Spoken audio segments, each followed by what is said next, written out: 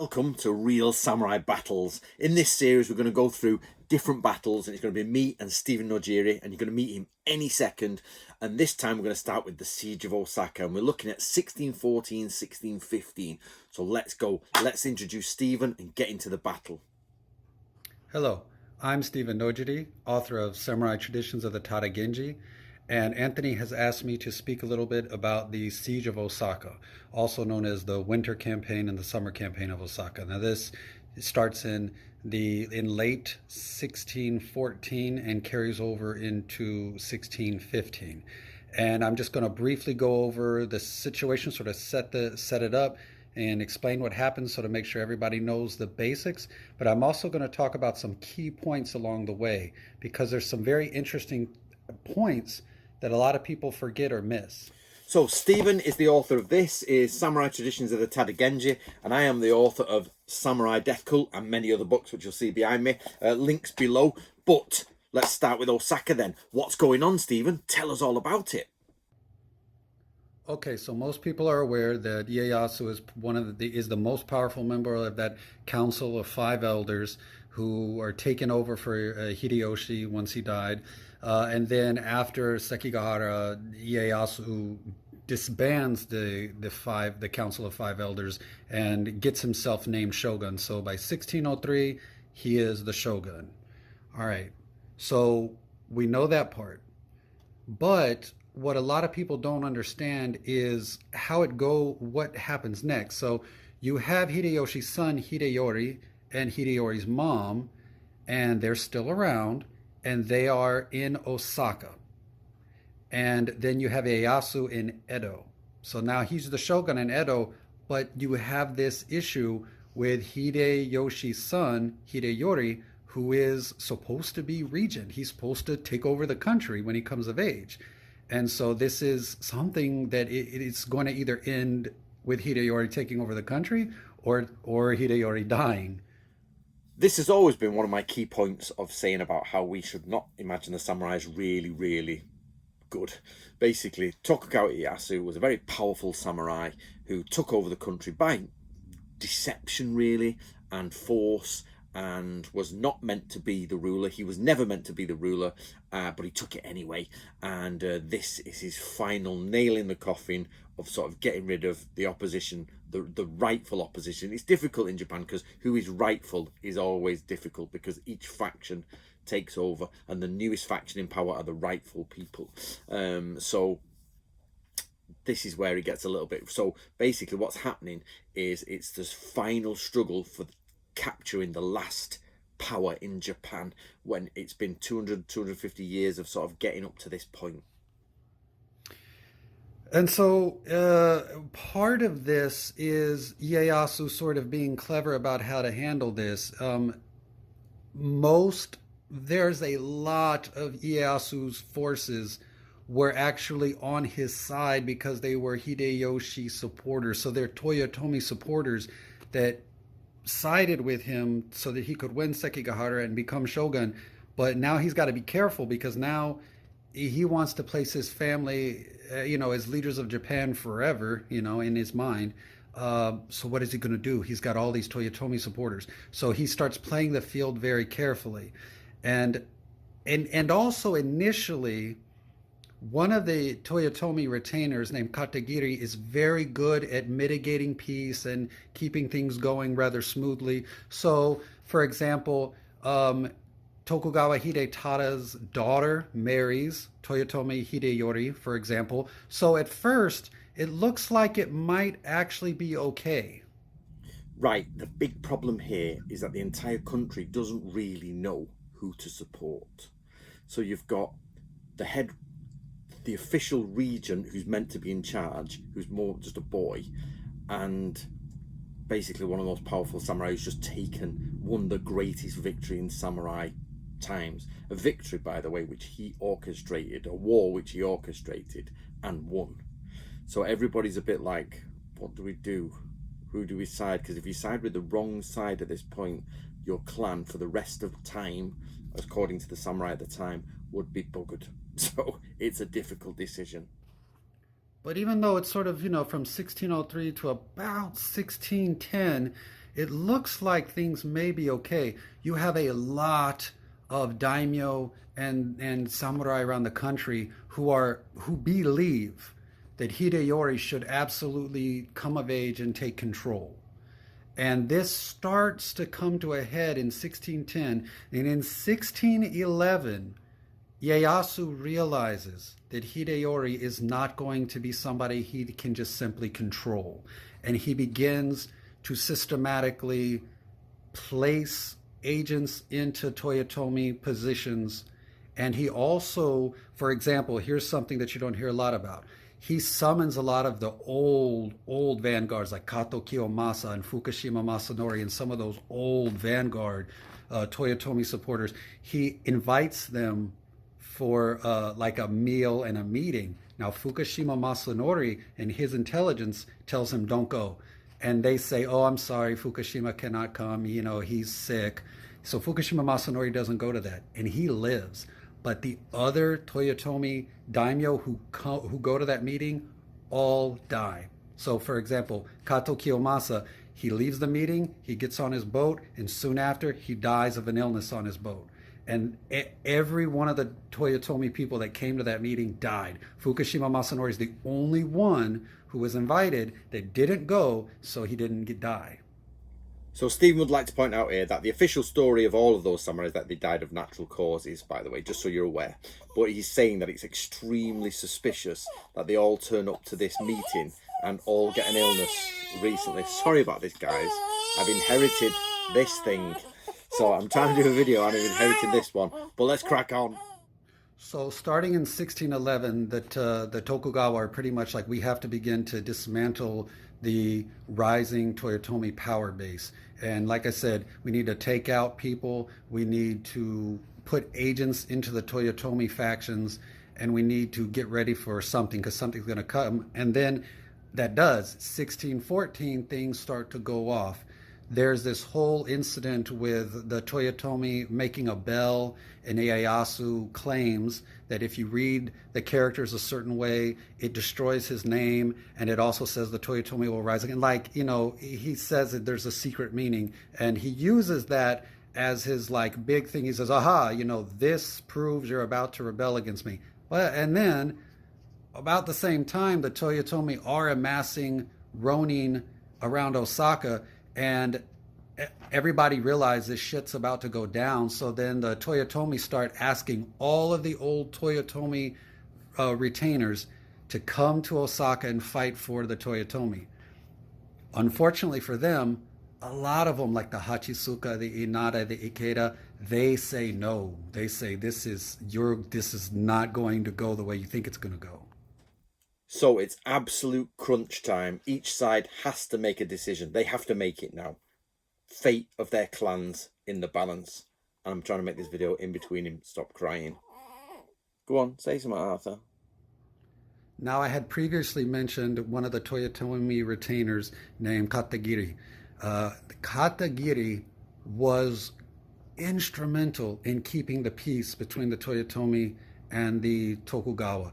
But in 1614, something happens, and Hideyori's mother decides to fire Katagiri, like kick him out of the Toyotomi service.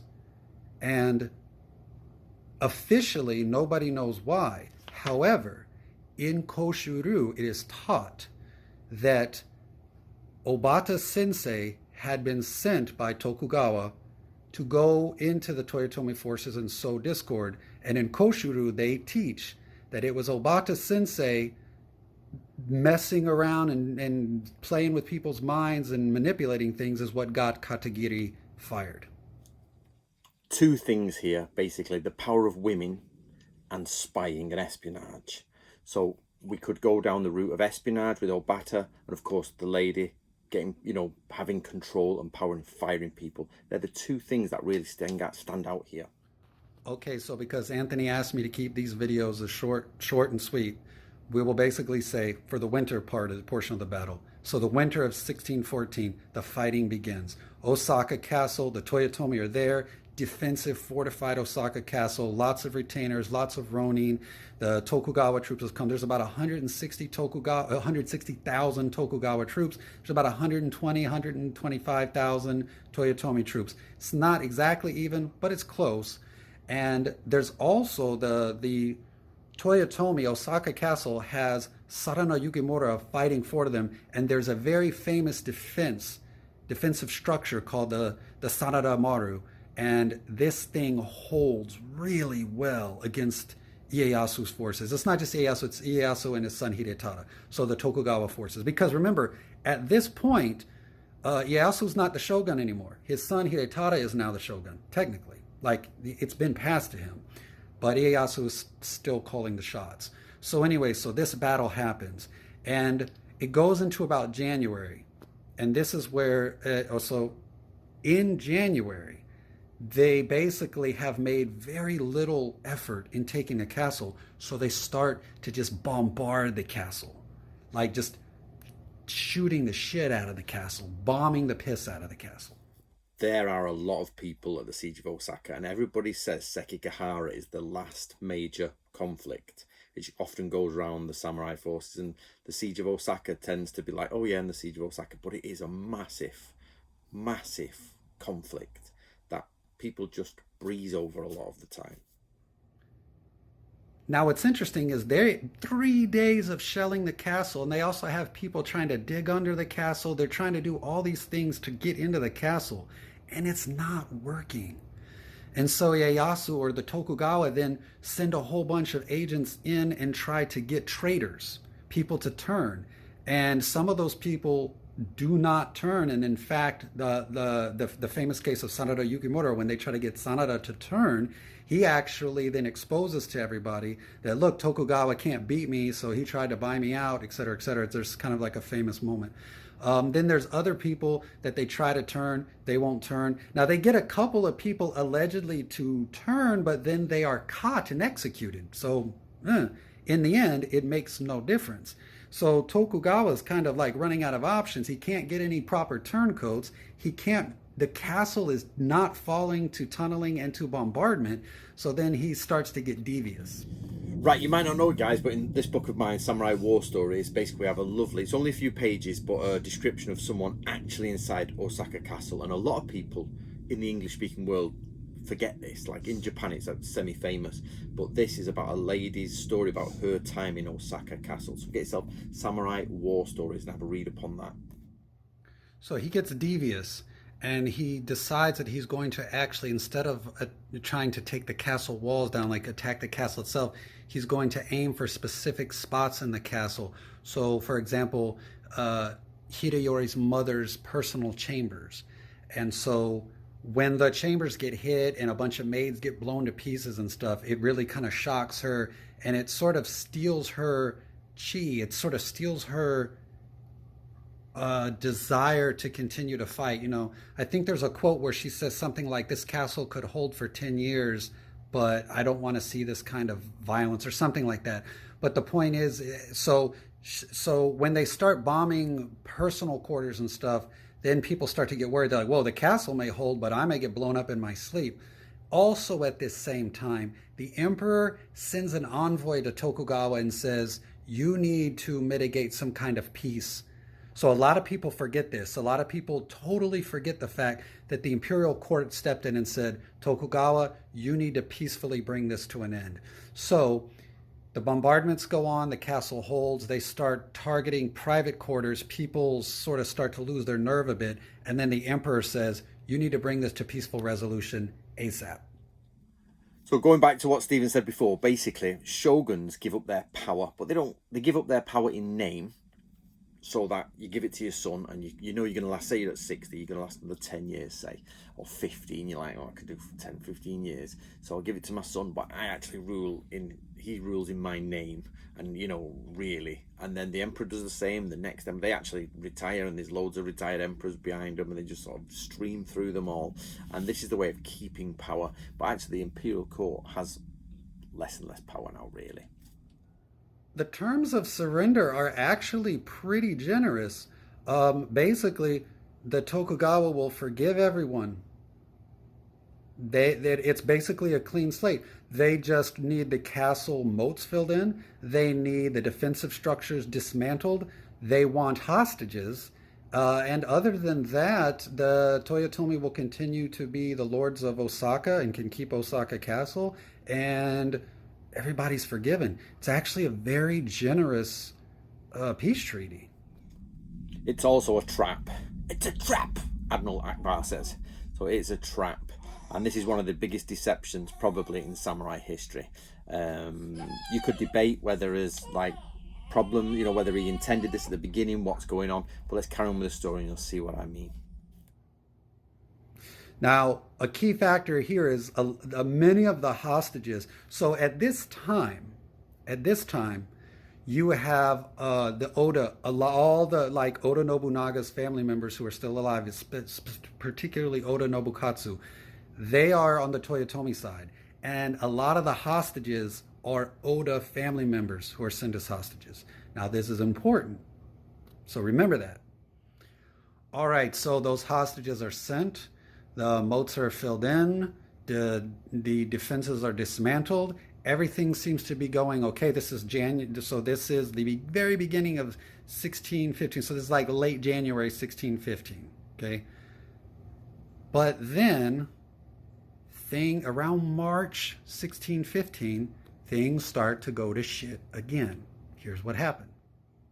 Within the Toyotomi faction, there were those who wanted to keep peace with the shogun, and then there were those that wanted just all-out war with the shogun. And obviously, you have like a peace faction and a war faction.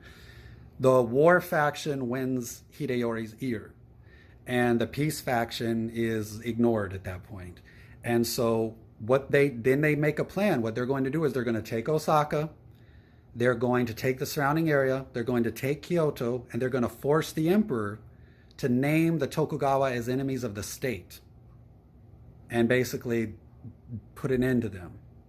So they start getting retainers back, they start amassing ronin, they start launching uprisings. Like for example in Kishu, there's uprisings in Kishu that the Tokugawa forces have to put down, etc., etc., etc. The problem though is that at this point a lot of the Toyotomi loyalists don't show up again. like the Oda family, like Oda Nobukatsu, for example, the Oda leave and join Tokugawa. They're like, hey, we got a lot of our family as hostages, and we do not want to fight them again. We are a part of the peace faction, so we're out. So at this point, there's a big problem for the Toyotomi at this point, because whereas before they had like about 120, 130,000 people, they got about 60, maybe 65,000 people this time around. Like they have only a portion of what they had last time. Right. This is where the big questions are asked. So imagine if Toyotomi had not made any moves in this time period before the next part of the battle. Would Tokugawa have still crushed them? Because the moats are filled in. The moats have been filled in. That's the biggest thing. It's like, fill your moats in. Obviously, it's not a hidden deception. It's like, fill your moats in because they're really useful for you and not for me. But then the question comes is whether he'd have gone for him anyway, whether he's actually gone the warring faction of one out of the peace faction. This is what we're not quite sure of. Or I'm not quite sure of anyway. And early on, this whole plan goes to shit because Ieyasu already has spies and agents all throughout the Toyotomi forces. So the couple of Oda people that stayed behind, for example, turn out to actually be Tokugawa agents, right? So that's why they stayed behind, because they're actually taking orders from Tokugawa and they're feeding information to Tokugawa, right? A lot of the they amass a lot of ronin, but a lot of the ronin that they amass are kind of trash, and they start like fighting and causing problems and like not following orders and just kind of like being ruffians and causing just problems and stuff. So the order and the structure among the ronin kind of go to shit. The uprisings don't really pan out. Like the Kishu uprisings are crushed. They don't take Kishu. Kishu stays under the Tokugawa control. At this time, it's the Asano clan. So later, so Kishu is protected by the Asano clan who serve the Tokugawa, for example, right? So the uprisings aren't working. The ronin are kind of not manageable. Very few of the retainers came back. You still have some people that are playing both sides, like again the Fukushima Masanori allegedly is well, not allegedly, he did. Fukushima Masanori supplies some grain because at this point the Tokugawa also have cut off a lot of the supply routes. But Masanori supplies a lot of grain to the Toyotomi. His brother Fukushima Takaharu, who's over in the Nara area, the Matsuyama domain, he supplies weapons and military gear. So you have some people that are supplying gear, but they're not showing up to fight. So nothing is working out for the Toyotomi. Like nothing's actually coming to fruition. And again, to keep things very simple, we're all of this, there's a lot of fighting here, skirmishes there. We can go into that. If people are super interested, you can make a more detailed video about the individual actual conflicts. But in the main, the summer campaign is ultimately, you're looking at it starts up in March and it starts to just go, it doesn't work, it's going to shit the whole time. So in May and June, in through May into June of 1615, you have a bunch of skirmishes and stuff. It all comes to a head at what's called the Battle of Tennoji. Now, Tennoji is a temple that is there in the Osaka area. And if you know Kusunoki Masashige or Kusunoki-ryu, you'll know that back in the 1300s, Kusunoki won a very impressive victory there without firing a single shot. But that's a different story. But anyway, the Battle of Tennoji is where it all comes to a head. It's like 150,000 Tokugawa troops versus like 50, maybe 60,000 Toyotomi troops. They are routed. Sanada dies. A bunch of people die. I mean, this is like the end. It's an absolute crushing loss for the Toyotomi. Now, what's interesting here is that what would be the numbers? I'm sure somebody's worked it out, but the numbers of samurai versus the number of ashigaru versus the number of, like, external ronin or whatever, versus whether you count ronin as samurai, whether you count ashigaru as samurai, so who could we have a division of the actual numbers of how many samurai are actually there? Because what we do know from certain, as again back to samurai war stories, that each mounted samurai has 4 non-samurai with him. So the question then becomes, is that 10,000 samurai plus 40,000 attendants, or is it 50,000 samurai with another 100,000, with another 50,000? God, no, that'd be tons more. 250. What I'm trying to say is the numbers. Don't imagine them all as samurai, and I'm not clear on the numbers because you get the blanket numbers, but it doesn't really say how many or what level. And we always imagine samurai battles as samurai v samurai, but actually there's not. There's like a lot of monks get involved, peasants get involved with the ashigaru and all that. There's actually a blending of different warriors on the field. The Toyotomi faction basically runs back to Osaka Castle. This castle's on fire. They commit seppuku. Hideyori and his mother commit seppuku. A lot of the retainers commit seppuku. But a lot of the retainers flee, and a lot of the ronin flee. And this is effectively the end of the battle. The battle is over. The Toyotomi are gone. The Tokugawa have won. But let's talk a little bit about the aftermath and a few things that we need to consider about this battle. So the first thing that I want to point out that a lot of people it doesn't sink into their head is this is all post 1600. So everybody has this idea that, it's the Edo period, it's the 1600s, it's just peace, there's no more fight. This was 15 years into the Edo period. This is not even to talk about the Shimabara rebellion that would come in the 1630s, which was incredibly bloody and just horrific. But the siege of Osaka is a huge and classic quote-unquote Sengoku style battle, but it takes place a decade and a half into the Edo period, into the 1600s. So when you have people that are like, when they see 16 on the date and they're like, it's nothing warlike. Dude, no, no.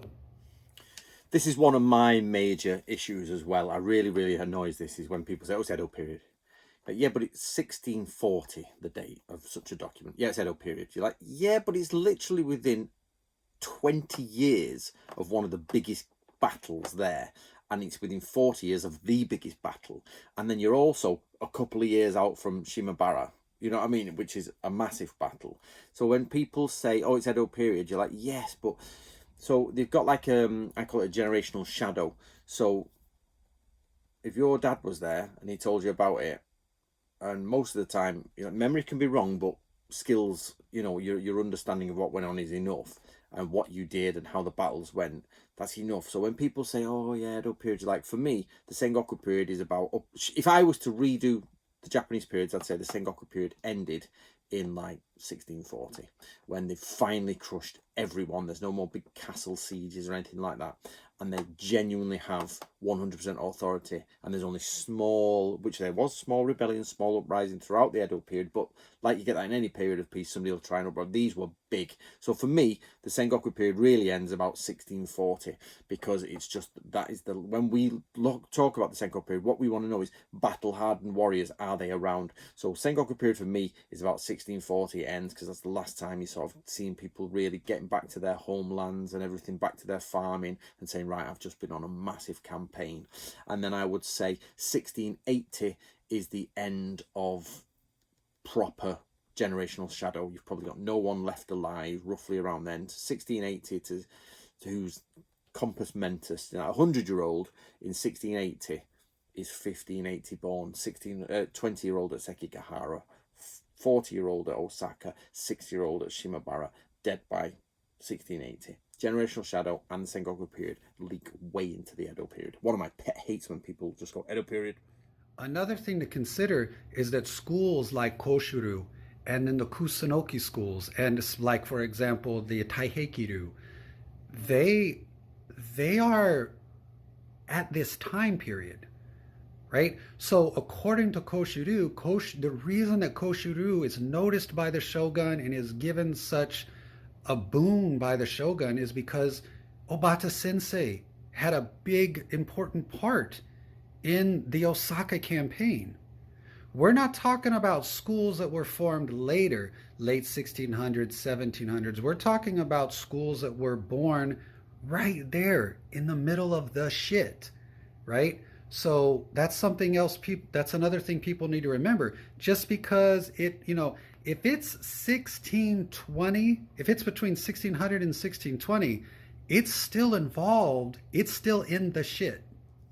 So Stephen was talking about how Kishu was under somebody else. Very soon after this, they changed Kishu to Tokugawa, to the Gosankei, which is the basically the important schools, if I remember that right, of the Tokugawa. And from that, one of the people growing up in this post, he probably born in 1640, so he's post, just in that generational shadow movement. And by the 1660s, he's writing books. He's called Natori Sanjuro Masazumi, and he's doing the Book of Samurai series, and he's writing all of this down. All of these war stories, all of this, how to do it, how to get around. So he is literally, when people say, what year was this written? 1660 to 1670. People go, oh, Edo period. You're like, no, that guy is sat there. And not only that, Kato Kiyomasa, his daughter marries that Tokugawa, and they're all chatting. And Tokugawa Yorinobu is bringing all these old veterans to him and learning all these arts. And right in the middle of it is a young lad there writing everything down, going, yeah, yes, yeah, boss, yeah, that's it. And he writes them all down. He writes all that. So when we're looking at Koshuru, which is Takeda, he's Takeda as well, and goes over to Kusunoki, to Tokugawa. What you're finding is there's so much information bubbling around at that time, and it's only, as I say, after about 1680 when, doesn't mean the information is wrong after 1680, but you start to get people really sort of going, oh, I'll make this up and sort, because maybe we do this and they do that, and you're then getting away from reality.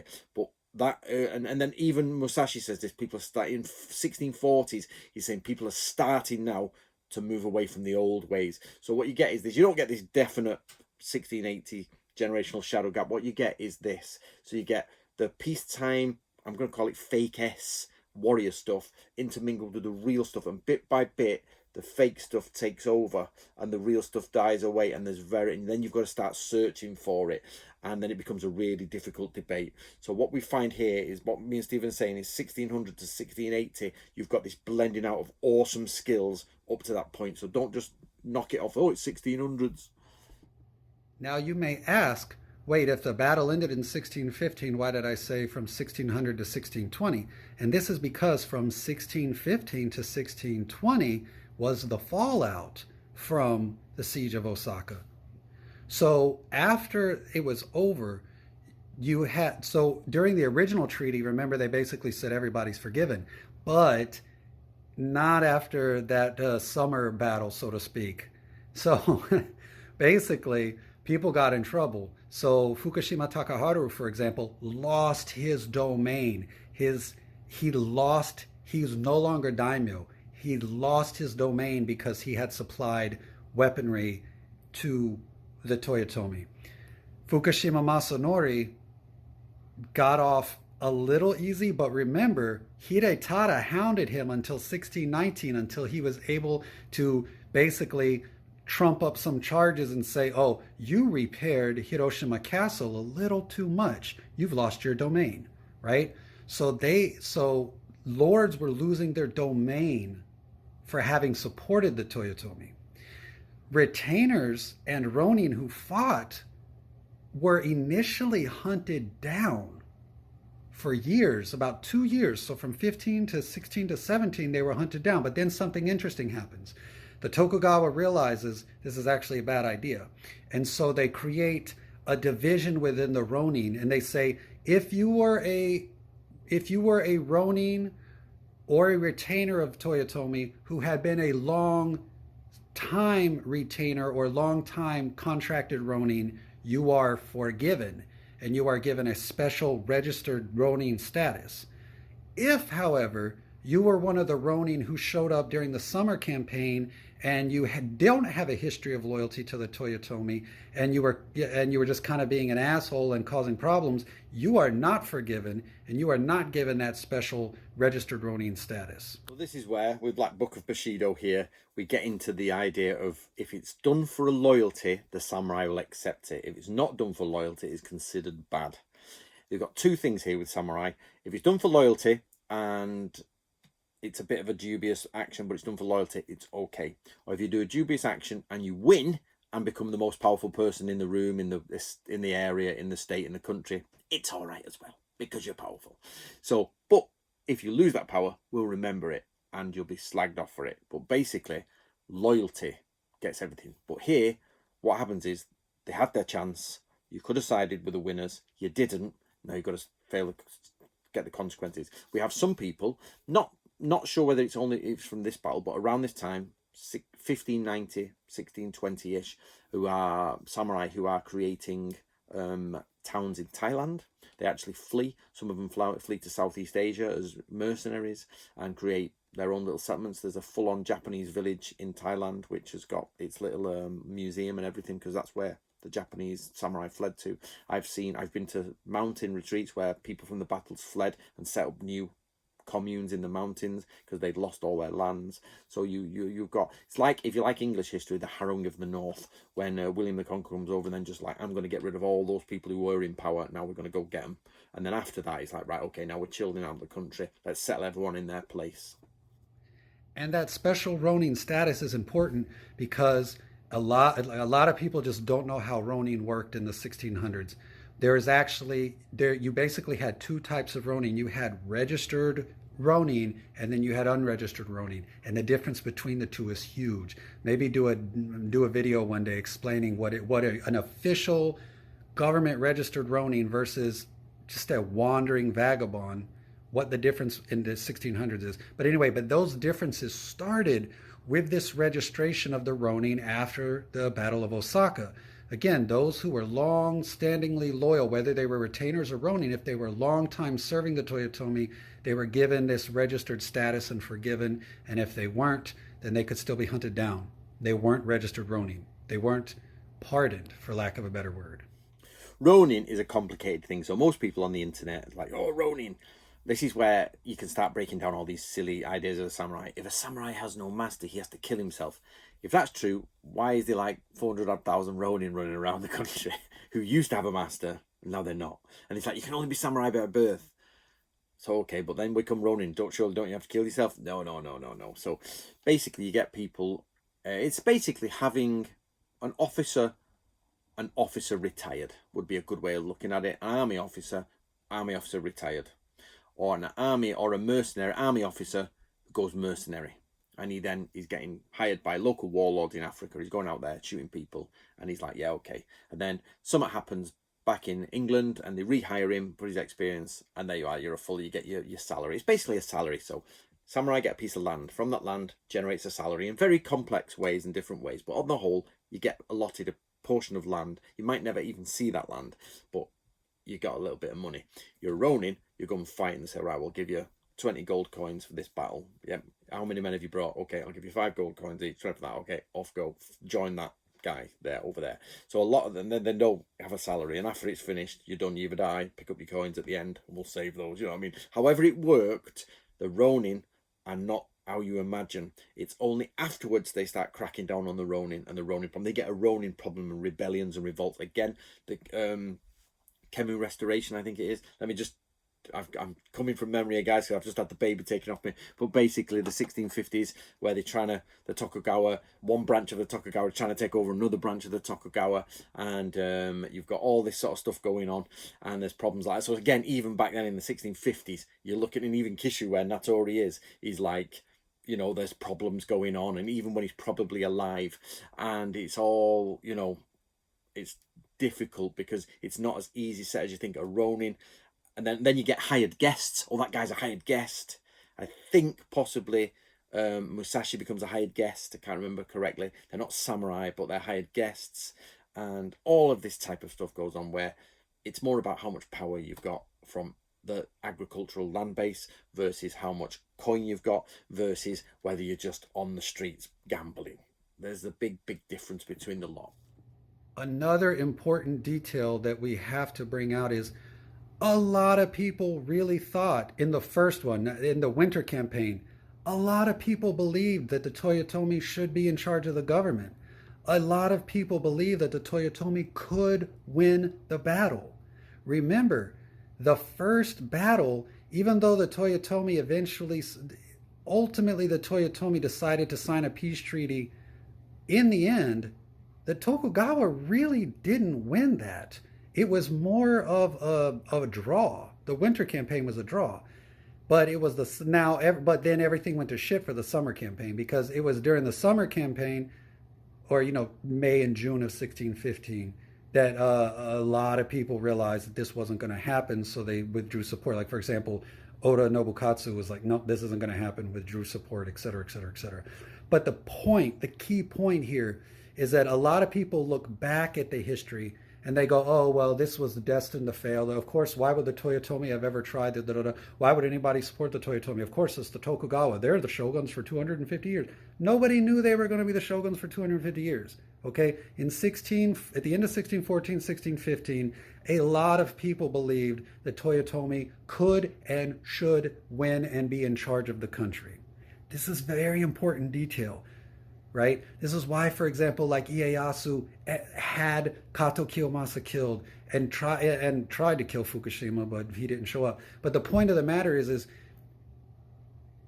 had figures like Kato Kiyomasa and Fukushima Masanori actually fought on the Toyotomi side, the Tokugawa might have actually lost. Okay, guys, this is where we've got to retrofit yourself into those times. So the problem is, like when you watch a film, once you've seen it, you know it. You can't unwatch it. First time is always first time. When you're a novice, you're a virgin going in. And this is the same. So in the early days, Takeda was the big name. Takeda, oh my God, he's gonna, he's taking power. He's doing this. And Nobunaga was rising, and Tokugawa, and basically the Takeda were winning.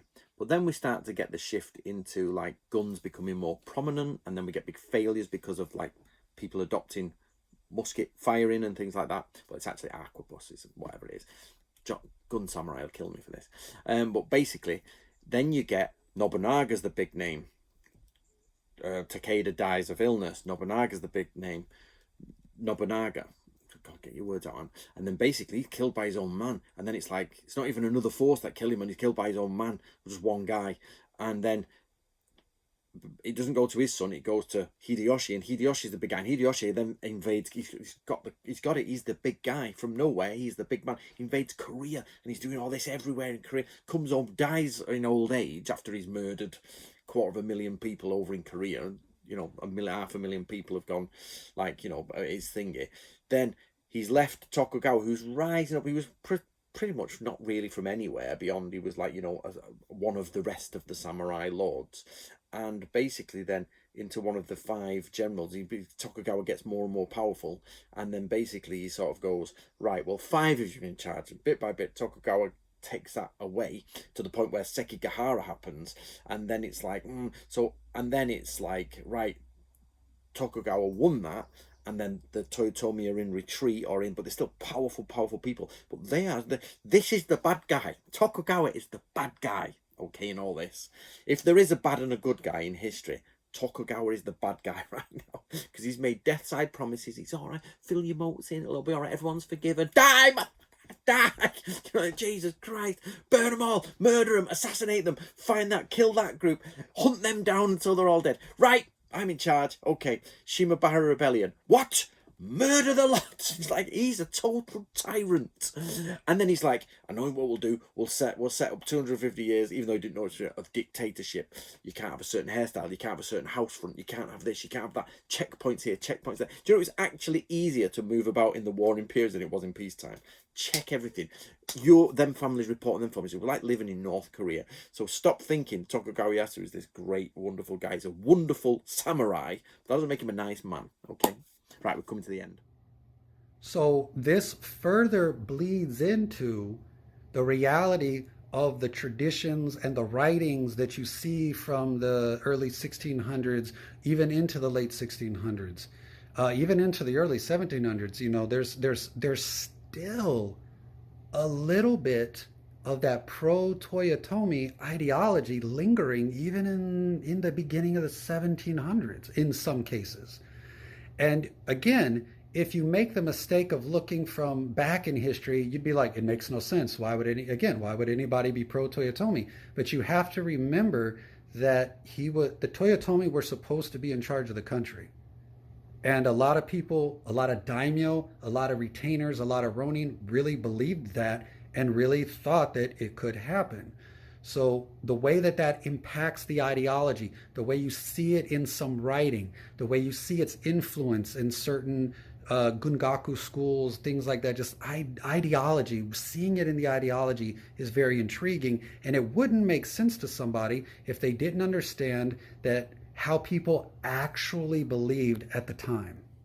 Right, there you go, guys. Should we ask Stephen Nojiri to next time film it that way so I don't have to keep adjusting it and take me hours to do? And should we ask him to do an outro video where saying, hi, thank you for that. My name's Stephen Nojiri. I am the author of Samurai Traditions of the Tadagenji. And if he did something like that, that would be a lovely roundup. But he always leaves me with no roundup. Hi, my name's Anthony Cummins. I'm the author of Samurai Death Cult. Please get yourself a copy of this. I think it will explain the samurai more to you. And if you're really happy, get yourself a copy of anything you see behind me that you've enjoyed, from Yin Yang to Book of Ninja, Book of Samurai, Book of Bushido. There's plenty of them there to be reading from. So that is the first in our series of real battles, and that is the sieges of Osaka. Me and Stephen, if this does well, are going to do more of these. So support us, keep getting his book, at least subscribe to his channel and follow him, or at least get us loads of information that you can, loads of points here, and keep this video going, push it around, do whatever you can. Right, guys, the sun has gone. He was just crying too much and I couldn't get it done, so the lovely lady came to sort out. Normally he just lies at the bottom here and just sleeps away, but it's just hot. We're hot at the minute. So I hope you enjoyed that. Thank you very much for following us. Me and Stephen would like to say we really appreciate the people who come here and have a comment and have a chat and have a bit of fun. So we'll see you next time in the next great battles, the great real samurai battles. Thank you for watching this video. My name is Anthony Cummins. If you want to follow me online, you can follow me on YouTube on Samurai and Ninja History with Anthony Cummins, where I'll deal with all the history of the samurai and the ninja. You can follow me on Samurai Martial Arts Real Training. This is where you'll get only the physical, you'll get only the martial arts. You can follow me on Natori Ryu, where I teach and show all the different strategies and warfare related to the Natori family. Now, outside of this, I also do some other things, so you can join me on Western Culture and Tradition, where I look at the little bits of information from the West, our folklores, our customs. You can also join me on War Duke. This is purely a fantasy channel, a little bit of fun for me in my spare time. If you're on Instagram, you can follow me again on Samurai and Ninja History. This is my basic account. And again, getting back to the fantasy, you can follow me on the Dungeon Crawl, where I'll go through everything that's eerie, dungeon synth, and all of those fantasy elements. And finally, I put some of my art on all Space Marine chapters. I do this just so I can do a little bit of art and keep up to date with the artistic world and keep my skills alive. I hope to see you there, guys, and I look forward to all of the comments on my posts and videos.